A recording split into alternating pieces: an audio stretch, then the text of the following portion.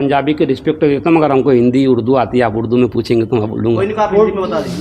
हिंदी में बता मसला ये है, ये दरगाह जो है ये आतंकवादियों ने यहाँ पे वो किया हुआ है। यहाँ पर वंदे मातरम के ख़िलाफ़ में बात हो रही है।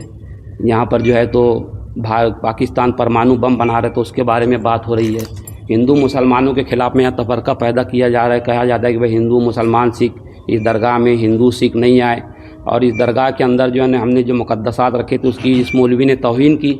और जो हमारा फंडामेंटलिस्ट राइट है उसके तहत बैठे हैं। पुलिस भी आके हमारे साथ में ज़बरदस्ती कर रही है, हमारे को उठा के ले जा रही है। पुलिस अगर हमारे को उठा के ले के जाती है इसका ज़िम्मेदार ये मौलवी रहेगा। हम अगर पुलिस हमको उठा के ले गई, हम चले भी जाते हैं, अपने आप को राकेल छिड़क के अंगार लगा लेंगे, अपने आप को ख़त्म कर लेंगे, मगर जो है तो अपनी जान दे देंगे, मगर अगर हम हमारी मांग पूरी नहीं भेज दो।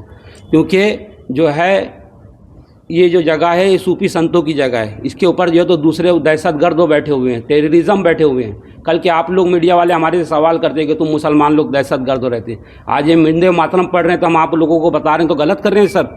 हाँ, जो है जो सिखों के गुरु को जिसने मारा औरंगजेब ने, उस कुत्ते की तारीफ़ करता है बैठ के ये मौलवी। और उसका बेटा यहाँ बैठ के जो तो वंदे मातरम के खिलाफ़ में बोलते हैं कि मुसलमान वंदे मातरम नहीं पढ़ता, मुसलमान है वंदे मातरम पढ़ते हैं। ये क्यों हमारे बारे में मिसगाइड कर रहा है? मुसलमानों के बारे में, पाकिस्तान के बारे में वीडियो बनाता है यहाँ बैठ के। दरगाह को जो है तो वो कर रहे हैं। अब यहाँ बैठे शांति से तो कहते हैं कि भाई आपकी वहाँ उठने नहीं देंगे आपको। हमारे साथियों को ज़बरदस्ती दरगाह धमका के ले जाया जा रहा है। हमारे पे केस बनते तो बना दो, फांसी चढ़ा दो, या तो हम खुद सुसाइड कर लेते हैं। यहाँ पे कहाँ से आए हो? हम महाराष्ट्र से आए हैं और सबको हमने कंप्लेन नहीं दी है। यहाँ के बठिंडा के जो लोकल थाना है उनको दी है, एसएसपी को दी है, डीएसपी को दी है, कलेक्टर को दी है, चंडीगढ़ में ऊपर तक का सबको हमने कंप्लेनें दे रखी है। उसके बाद भी आज तक हमारी ऐसा नहीं है कि बस उठ के चले आए। सबको, पत्रकारों को पहले से हमने सबको दे रखा है पहले से। उसके बाद ही हमारे साथ में इसी तरीके से किया जा रहा है। धर्म गुरु है भाई, कोई आयरे गहरे नत्थु खैरे थोड़ी ना है। कब तक बैठे रहोगे आप? हमारी जान जाने तक, हमारा काम नहीं हुआ तो।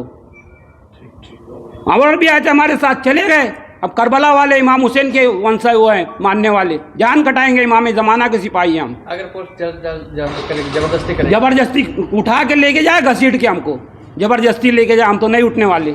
जबरदस्ती ले जाए उठा के, होट ऐसा करेंगे। कोई दादागिरी है, इस तरीके का व्यवहार कर रही है पुलिस हमारे साथ। मैं एक सूफी संतो आदमी हूँ, फ़कीर आदमी हूँ, चोर क्या फराडिया हूँ मैं। थैंक यू जी। मैं मौलवी साहब हाजिर तुम जाम मस्जिद बठिंडा। मैं आपसे ये सभी पंजाब के लोगों को और देशवासियों को ये बात बताना चाहता हूँ कि मैं यहाँ पंजाब वक्फ बोर्ड की तरफ से मुझे इमाम मुकर्रर किया। तकरीबन मेरी ड्यूटी यहाँ 11-12 साल से लगी हुई है और पंजाब वक्फ बोर्ड के अंदर मैंने ड्यूटी करते हुए 33-34 साल हो गए हैं। मैं 18 साल के करीब था जब इसमें वक्फ बोर्ड में आ गया था, लगभग इतनी उम्र में। और मेरा कहीं से कहीं तक भी रिकॉर्ड आप जांच कर सकते हैं। मेरा रिकॉर्ड आपको बहुत अच्छा मिलेगा। अगर कोई कहीं मिलता तो मुझे बताया जाए, जांच कराई जाए उसकी। दूसरी बात ये कि ये जो सूफ़ी ज़ुबैर महाराष्ट्र का रहने वाला है, यहाँ का रहने वाला नहीं, ये हमें वहाबी कहता है और मेरे ऊपर एलिगेशन बिला वजह के झूठे इल्ज़ाम लगाए जा रहा कि ये मौलवी आतंकवादी है और देशद्रोही के बारे में कहता है कि भाई ये देशद्रोही है, देशद्रोही के बारे में काम करता है।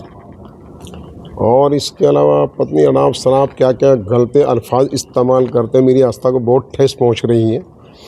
मैं प्रशासन से और पंजाब सरकार से और भारत सरकार से अपील करता हूं कि पहले तो मेरी जांच कराई जाए और मेरे बच्चों की जांच कराई जाए, जैसा कि हमारे ऊपर एलिगेशन झूठे इल्ज़ाम लगा रहा। अगर हम जांच में हम कहीं दोषी पाए जाएं तो जो भी सरकार हमें सज़ा देना चाहे हम उसे कबूल करता हूं बाखुशी के साथ, मुझे इससे कोई बुरे नहीं। दूसरी बात ये, अगर मेरे निर्दोष होने के बाद, निर्दोष पाए जाने के बाद फिर जिस बंदे पे कानूनी कार्रवाई बनती है वो कार्रवाई की जाए, क्योंकि मेरी आस्था को बहुत ठेस पहुंच रही है। मैं ज़िम्मेदार हूँ। ये मेरे इमेज को ख़राब करना चाहता है, जो मेरी इज्जत बनी हुई है शहर में, इलाके में, पंजाब में, उसको ये ख़राब करने चाह रहा है। और ये भी इसके एक जांच की जाए कि कोई ऐसा तो कोई बंदा नहीं है जो कोई इसके पीछे कोई लोकल बंदा हो।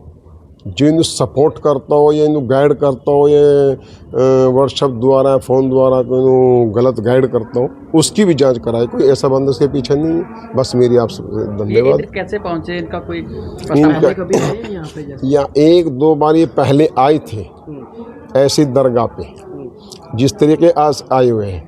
बाकी मेरा दरगाह से कोई लेना देना नहीं है। मैं तो मस्जिद में इमाम हूँ, मेरी ड्यूटी इमाम नमाज़ पढ़ाने की है। मैं अपने कमरा और मस्जिद से मेरा संबंध है। वक़्फ़ बोर्ड, मस्जिद और मैं भी खुद हम वक़्फ़ बोर्ड के अधीन हैं। तो बस इतना मेरा धन्यवाद। हाँ जी सर, की माहौल है ਜਿਹੜਾ ਇਹ व्यक्ति बैठे ਹੈਗੇ? ਅੱਛਾ, ਵਕਫ ਬੋਰਡ ਵੱਲੋਂ ਸਾਨੂੰ ਇਤਲਾਹ ਦਿੱਤੀ ਗਈ ਸੀ ਕਿ ਉਹਨਾਂ ਨੇ ਜਿਹੜੇ ਵਕਫ ਬੋਰਡ ਦੀ ਇੱਥੇ ਪ੍ਰੀਮਿਸ ਹੈਗਾ ਉੱਥੋਂ ਬਾਹਰੋਂ ਆ ਕੇ ਕੋਈ ਸ਼ਰਾਰਤੀ ਅਨਸਰਾਂ ਵੱਲੋਂ ਕਿਹੜਾ ਹੈ ਤੇ ਇੱਥੇ ਸ਼ਰਾਰਤਬਾਜ਼ੀ ਕੀਤੀ ਜਾ ਰਹੀ ਹੈ, ਜਿਸ ਨਾਲ ਕਿਹੜਾ ਆਮ ਪਬਲਿਕ ਦਾ ਮਾਹੌਲ ਖਰਾਬ ਹੋ ਰਿਹਾ। ਮੈਂ ਇੱਥੇ ਮੌਕੇ ਤੇ ਪਹੁੰਚਿਆ ਹੈਗਾ। ਕੁਝ ਕਿਹੜੇ ਨਾਲ ਹੋਰ ਸਾਥੀ ਸੀਗੇ ਜਿਨ੍ਹਾਂ ਨੂੰ ਸਮਝਾਇਆ ਗਿਆ, ਜਿਨ੍ਹਾਂ ਨੇ ਇਸ ਗੱਲ ਨੂੰ ਸਮਝਦੇ ਹੋਏ ਇੱਥੋਂ ਚਲੇ ਗਏ ਆ।